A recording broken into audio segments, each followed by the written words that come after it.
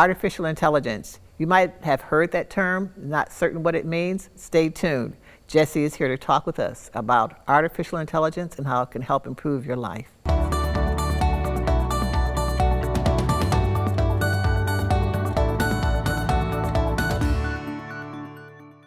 Artificial intelligence. I know people who have artificial intelligence, but that's not what we're talking about today. Today we have Jesse Flores with us to talk about AI, artificial intelligence. Thank you so much for being with us. Oh, it's an absolute delight. You know, the name itself just kind of makes you pause, artificial intelligence. People are talking about it all over the country, but it's been around for a long time. But explain to us what it is and why we should be concerned. Yeah, so I think you're right. It has been around for quite a while. Really, we're talking about are algorithms that are really good at learning patterns, making decisions, and coming up with or performing tasks and coming up with nuanced information or responses in kind of a conversational way that feels natural to people like you and me. What's really changed over the last couple of years hasn't been necessarily the emergence of new algorithms that make this possible. It's been the fact that costs to produce these have come way, way, way down. And as a result, accessibility has really skyrocketed. And so now, folks like me that have spent a lot of time in this industry have been aware of some of these things for a long time, but now it's able to go mainstream because the cost structure makes it so much more easy to adapt. So I want to unpack that a little bit. But first, tell us, you say you've been doing this for a very, very long time, and I know you've mentioned well over a decade, right?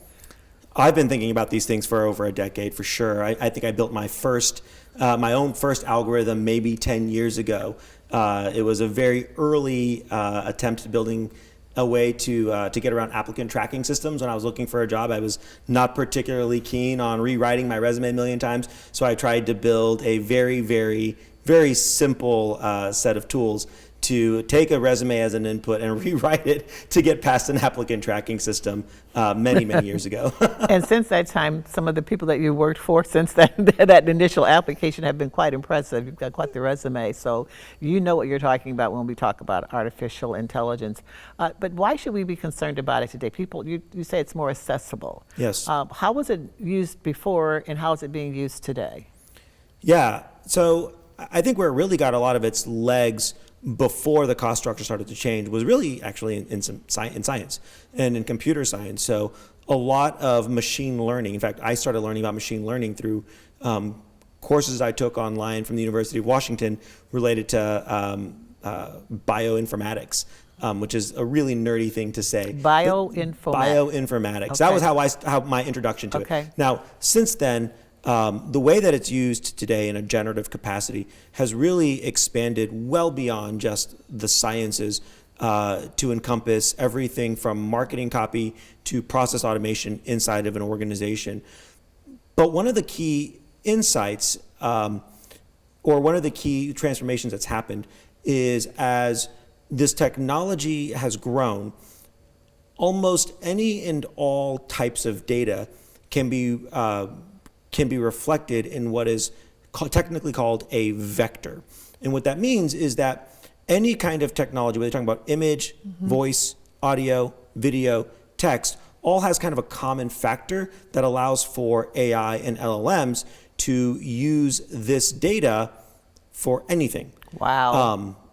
Very, very powerful, wow. But also can be very, very concerning. Absolutely. And I think that's some of the concern, particularly as older adults. AARP does a lot, and you've done some work with us as well, with our team, on talking about fraud. I know you're going to be doing some more of that work. But what should we be looking out for? Particularly older adults, we want to keep them current with the technology, but at the same time, protect what they have, and avoid themselves from becoming victims of fraud.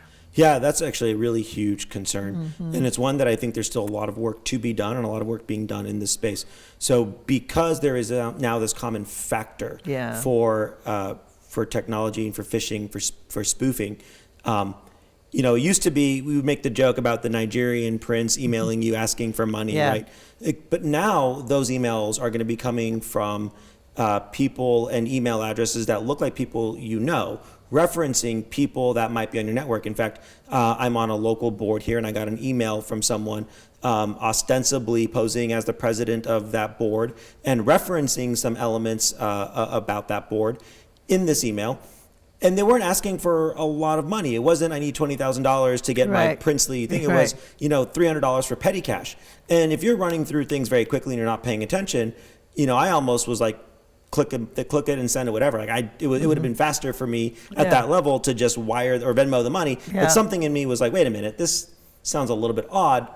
That spoofing has gotten a lot more sophisticated.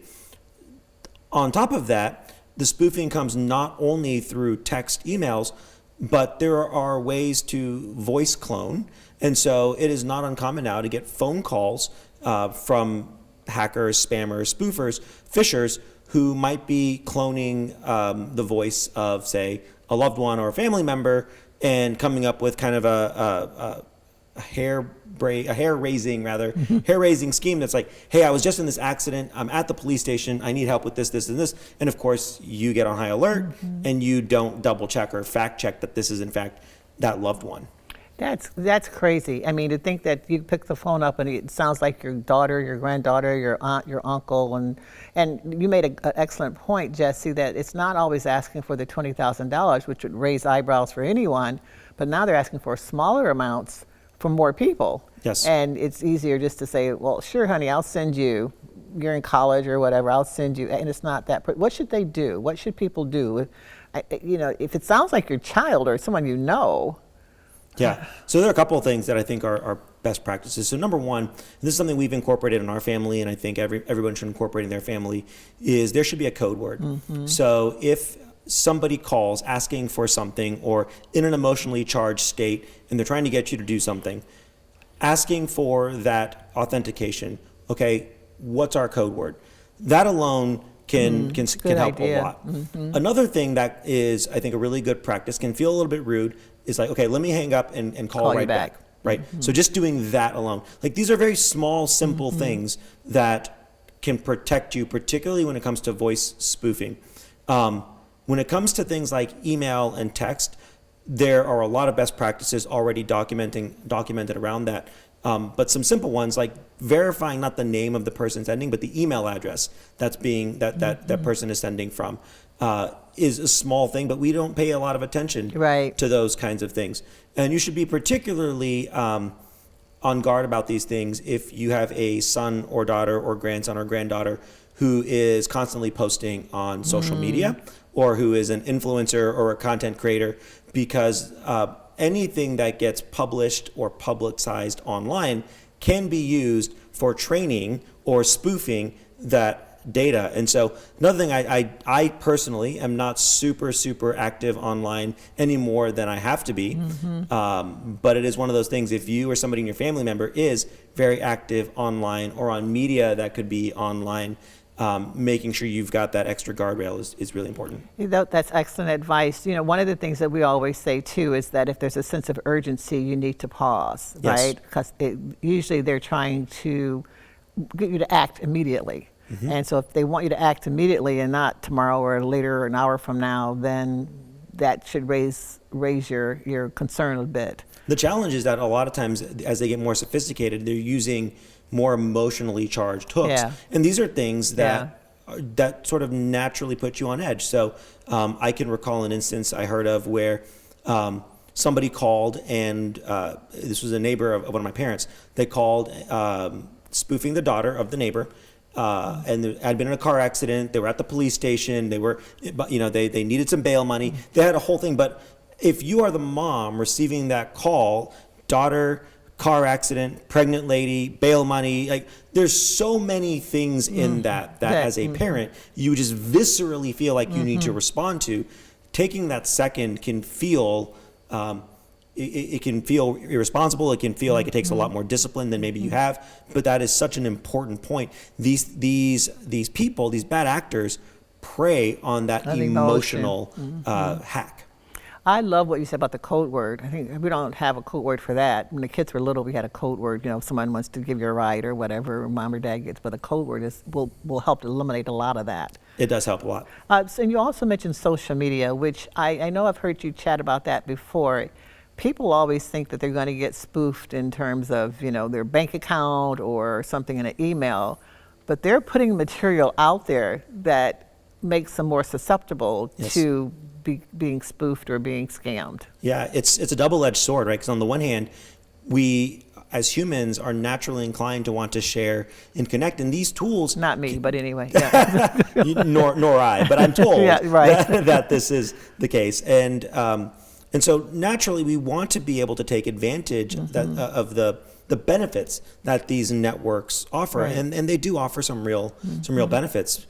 But I think it's important to also stop and think about some of the risks. And this is something I thought about a lot. You know, I'm of the generation that just started to put pictures of your kids online all the time. And I remember thinking back when my friends were starting to do this, and that I remember thinking like, man, in 12 or 13 years, if I'm posting these pictures, my daughter, who's going to be in middle school, is probably going to feel a certain way about the fact that that these things are out there. And yeah, you know, I might think that this bath picture is super cute, and so will my friends when they heart it or like it. But like 14-year-old her might be real mortified that that's out there, right?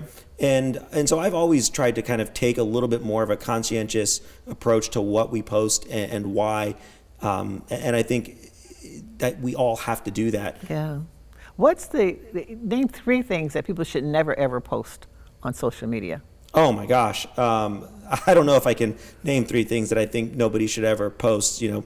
Birthdays? Certainly never anything sensitive, right? I think that's a really, really important one. That's probably actually the most important thing I can think of in terms of never to post. You know, the online communities are great for self-expression. But you never want to put any personal Like information your birth out date, there. you wouldn't want to put. I would not put. I personally don't put my birth date year on there. I think my birth date might be on there. I don't know. I'm very particular about my own personal information. I personally would be really reluctant to put things like a phone number or email address. I don't even know if I have my current city accurate on LinkedIn, to be honest with you. I'm very, very reluctant to put any kind of personal information that would allow anyone to find me. And I always get concerned when people talk about they're going on vacation, you know, and they put that on social media because you're letting the whole world know that you're not going to be home. Right? Yeah, a little Home Alone action there. Yeah, you know, you're going to have the wet bandits showing up. It's okay when you come back if you want to, you know, show the pictures then, but don't announce that you're not going to be home. So and you talk about email, that's another one too, and accounts and banking online. And you mentioned the word Venmo, and I know there are a lot of, you know, Cash App. Is there one that's safe, Cash App software applications out there? Is there any that you prefer? I'll put it that way. Yeah, I don't necessarily have one that I prefer. Or that's safer. I think the way that I would think about it is whenever you are interacting with somebody through one of these apps, first of all, you want to make sure that you actually know who they are and that you've got a way to verify. And most of these apps now have a good way of doing that. For instance, if you tried to Venmo me, it would ask you for like the last 4 digits of my phone number or something to make sure that we're going to have a legitimate transaction. Where you can see some of these things become a little bit kind of tricky. So, for example, actually, this happened the other day. There was a lawsuit that we were part of a class action, and so we got some money back through PayPal as part of a class action. And so we get the text from the settlement people, and we knew this was coming, saying, you know, your money is available. Click this link and go claim it. And it was from PayPal, and it was a PayPal link, but they were using a PayPal link shortener. Now, because we tend to be in this space, one of the first things that I did when I saw that is I said, okay, wait, before you click this link, let's go and run a domain check on this to make sure it's actually owned by PayPal and we're not going to be taken off to a cloned website. So like those little things which, again, you might be real excited, like, oh my gosh, we're just going to get whatever we're going to get from this settlement. Let's go click the button and claim our money. Even though we knew to expect it, it was still one of those things where we're like, well, is this coming from the same two-factor authentication number we always get from PayPal? Is this coming from a domain that we can look at and be like, is this actually owned by PayPal? And so once we kind of checked those things, we said, all right, now let's go ahead and go make that claim. But I think that those are not things that a lot of people pay attention to. Is it a number that they already use for authentication? Is it a URL that we can tell is owned by the company? And when we click on it, is it taking us to a secure link for that organization. Is it true that if it's HTTP, if there's an S after the P, it's a secure site? Generally speaking. Generally okay. Speaking, yes. Now, and we've talked a lot about the negative parts of AI, but there are so many good things that are going on in terms of medicine, healthcare, home systems. Talk about some of the positive things. We don't want people to think it's a new evil, that's No, out there. in fact, I'm very much, if anything, I spend more time thinking about the positive stuff, because I think there's a lot of opportunity here. And across so many different domains and dimensions. For example, one of the things that I think about a lot, we just did some work for the Greater Lansing Care Foundation. And so they've worked with us to collate tons and tons of resources for caregivers of people with dementia. And this is an emotionally fraught experience for many people. And there's a lot of intricacies, everything from estate planning and the legalities, and there's all sorts of stuff. And so one of the things that we did is we built a site for them that is all powered by generative AI. So caregivers that have questions and are looking for plans and looking for help, they can not only come and ask their questions of the site and get cited answers, cited answers, that, saying, okay, this is how you should approach this, or here's the plan. They can also get recommendations and referrals to local businesses or local practitioners that can help them understand where and how to go get personal help in the community, right? And that's super, super powerful. For as a caregiver, somebody who's I now have this new challenge of dealing with a parent that's going through these things. I don't know anything about any of the language that the doctors are telling me or the attorneys. Right. I can go to this site and I can get clarity, and I can then get referred to other people that can help me. That's super, super, super powerful. And that's just the tip of the iceberg. Absolutely. In terms of the medical field as well, I heard someone from Banff, a medical facility in Grand Rapids, saying that they're actually using AI or robots for the first diagnosis, and then they get that diagnosis and they give it to another AI or robot to proof or to secure the first. I mean, it's medicine in healthcare, and like you were saying, just resources, because who has the resource, particularly adults, to go on Google and look at all the things that come up. So being able to have something like the Lansing Care Foundation have a site there. And you have robots talking to people now. You don't have to do all that search and find anymore. It's so many wonderful things that are going on. It's incredible. Two of the other ways where I think that there's some real power for, so what you describe in the medical field is huge. And I think there's so much work going into the medical field. On the, for the rest of us that aren't in medicine, so one, there are so many more technologies, assistive technologies now between your watches and your phones. And as most of these technologies start to get connected to AI networks, you'll be able to know if mom falls, you'll be able to know right away, like, okay, hey, the technology said that mom fell. And by the way, now we've got the AI on the back end saying, do this, go call this person, call this person, call this person. And then boom, that's super, super helpful. Like those kinds of technologies are really coming online, and they're amazing.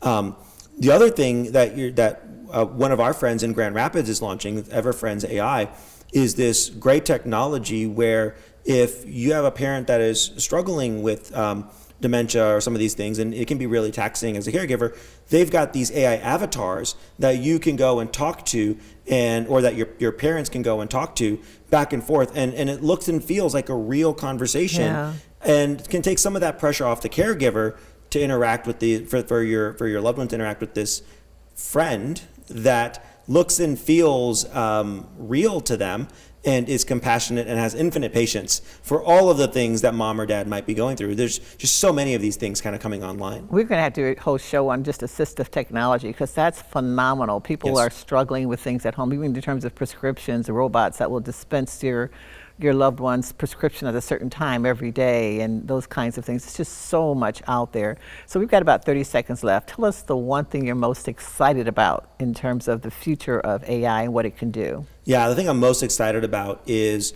what are called AI agents. And this is the ability for AI to really become that personal assistant that's helping you with all of your day-to-day tasks. Oh, I can hardly wait. It's coming online. It's coming very quickly. We and others are helping to build and bring them online. And I think it's going to transform not only the world, but it's going to make us all, ironically, more human in many ways. Will we be able to afford it? Absolutely. it's going to be affordable. Oh yeah, absolutely. I mean, that's what's led to all this. Cost structures are coming way down, making accessibility. Put me on the list for the first robot. I want it. We'll bring it right here and demonstrate how it works, all right? You and me both. I love it.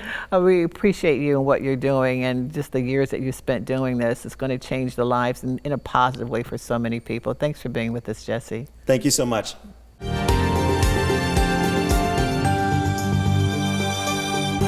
In this hot and now, fast processed world, Dr. June, how does or can food, particularly processed food, impact your joint pain?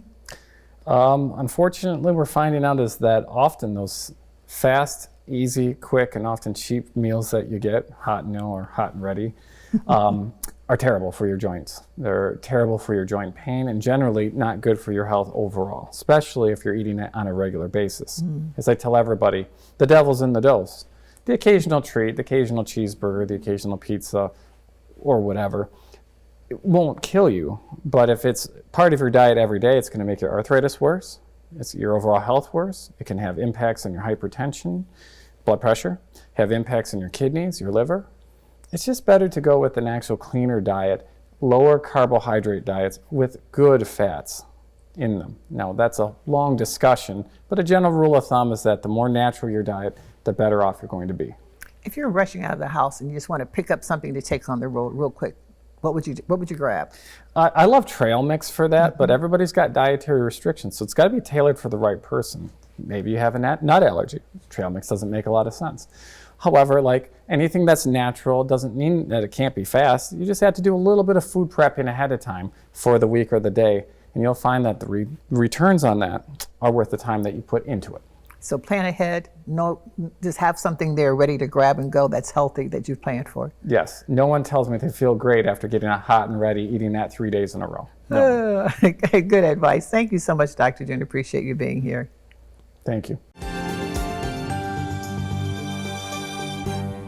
CATA's regional mobility solutions can help seniors seize the day. Hear what riders and community leaders have to say about the value CATA brings to the lives of aging adults. My name is Patsy Dillard, and I'm a Spectran and a big CATA rider for the buses, and I enjoy riding Spectran, CATA. I've been riding for like 30 years now, and then I ended up in a wheelchair. So I'm riding the big bus, and I'm like, it took me a long time, like almost a year, when I had my chair that I wasn't test driving it on the bus. But I finally got enough courage, and I started riding the bus, and I became a pro with it. Could turn, hit the right spots, and I really could bag up in there, and I really enjoyed riding. And I had got a car, and I was like, it's more cheaper to keep riding the bus, and it's more safer for me. So that's what I continue to do. And now I'm not in the wheelchair anymore, thank God. I graduated to a walker. Bus drivers on Spectran, they're like, yeah, you're still doing it, and it's been a year and a half now, and I've been walking on my own, and they always give me props, like, keep up the good work, and I love it. The wheelchair riders don't know that. You can get in touch with Spectran or CATA system, and they'll give you little strips that go on your chair, where you can lock it onto your safety belt on the bus. So a lot of people that don't know that, that's cool. Well, Spectran, they pick me up door-to-door service, and I love that. And I can just walk right out my door and to my doctor's office, no hesitation, and I love it like that. The proof is in the pudding when they come and get me, so. Yes, CATA, just keep what you're doing, keep on doing it, because I love it, and there's no problem with it.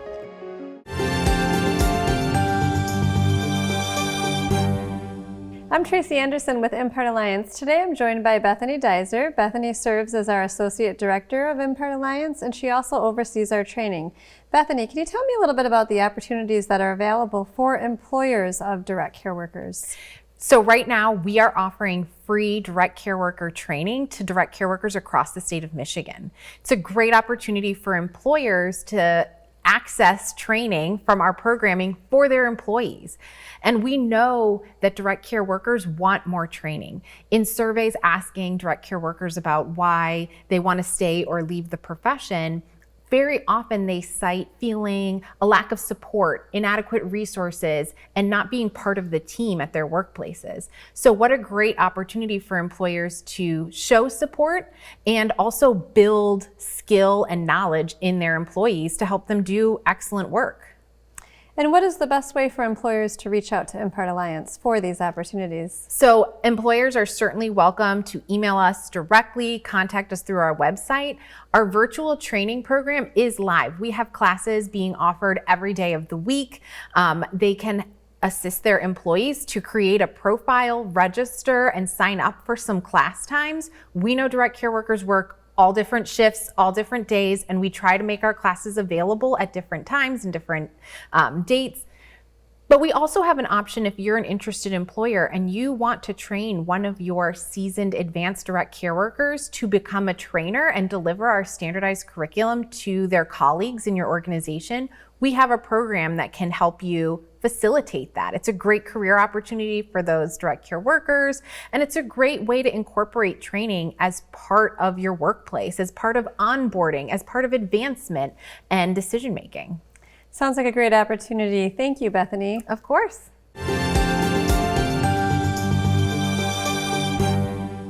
You or someone you know may have a spouse in long-term care. Do you have to use all of your long-term savings if you have a spouse in long-term care? I'm glad you asked the question, Paul, because that's the biggest misconception. You know, spouses want to take care of each other. They want to keep them at home. My experience is that, a spouse will kill themselves to keep the other one out of the nursing home. Right. And then, of course, when they succeed in killing themselves, exhausting themselves, where does the spouse go? Long-term care. But the other side of it, which is all our life savings are now drained to pay for the long-term care before Medicaid will kick in. Right. When Medicaid kicks in, fine, they'll pay for it. But now we have to drain all of our resources that we spent decades building up. That is not true, categorically not true. We have great success. We say about 90%. If I've got a married, it's closer to 99%. But so let's say 90% of family resources can be preserved for the community spouse, the at-home spouse. It's not the case that you have to go broke. It's not the case that you have to lose your life savings. In fact, it's so important to retain your life savings, not just for the next generation, although we love them too, but more importantly for your spouse. You want your spouse to get more than one shower a week? You have to pay for it. You want them to have their own room? You have to pay for it. You want their laundry to be done and they actually get back the clothes? You have to pay for it. It's extra. But if you're down to the poverty level, which is what Medicaid requires, you're not going to be able to afford any of that. Good to know. But if we plan ahead, life savings are intact, you can provide the highest level of care for your spouse. Oh, that's really good information. Thank you for that. A lot of misperceptions around that. Thank you, David. Terrible, yeah. Thank you, Paul.